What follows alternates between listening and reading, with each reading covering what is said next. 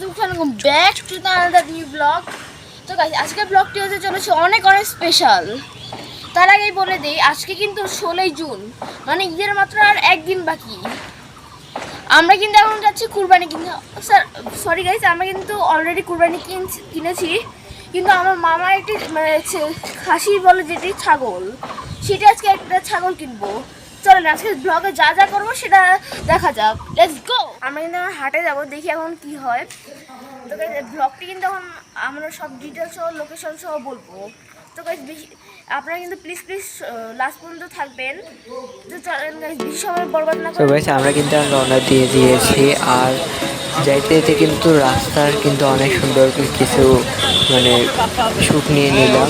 আর হচ্ছে যে দেখতে দেখতে আমরা হচ্ছে যে রংপুর সিও বাজার থেকে আমরা একটা অটোতে করে রওনা দিয়ে দিলাম আমাদের বড় গুল্টু সহ, যেখানে আমাদের জনপ্রতি ভাড়া পড়েছে 20 টাকা করে। এই যে আমরা যেখানে যাচ্ছি সেটির নাম হচ্ছে পানবাজার হাট। আর গাইস আরেকটা কথা বলে রাখি, এই পানবাজার হাট কিন্তু প্রত্যেক সপ্তাহে 2 দিন বসে, সেটা হচ্ছে শুক্রবার এবং রবিবার। আর আমরা যাচ্ছি রবিবারে। আর আমরা হচ্ছে কোরবানি কিন্তু হচ্ছে যে পশুটা গরু, সেই গরু কিন্তু আমরা হচ্ছে পানবাজার হাট থেকে মানে গতকাল নিয়েছি, সেটার ব্লগটা করা হয়নি।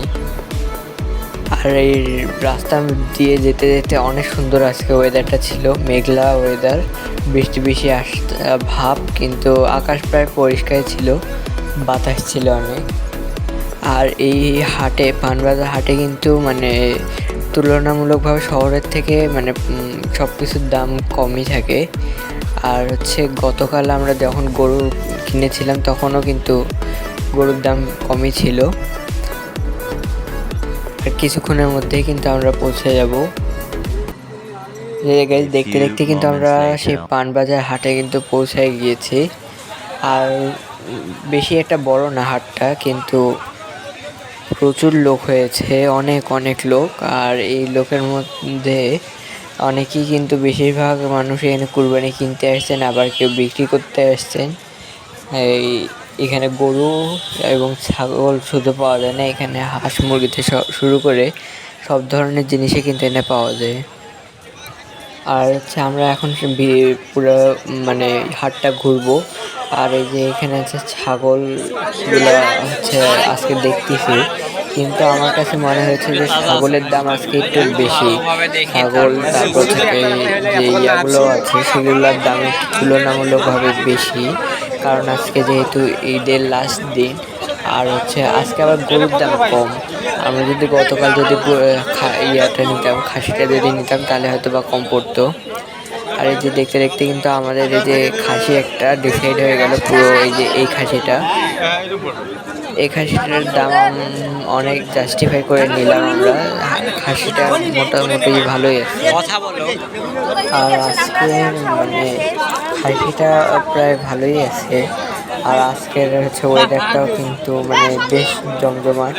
আর হচ্ছে আজকে পুরো হাটটা কিন্তু ঘুরে ঘুরে দেখতে কিন্তু বেশ ভালোই লাগছে, কারণ বেশি একটা গরমও নেই, এই জন্যই।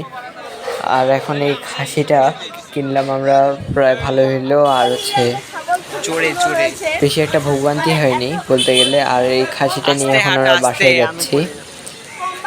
পুরো ব্লগটা তোমরা আমাদের সাথে থাকো।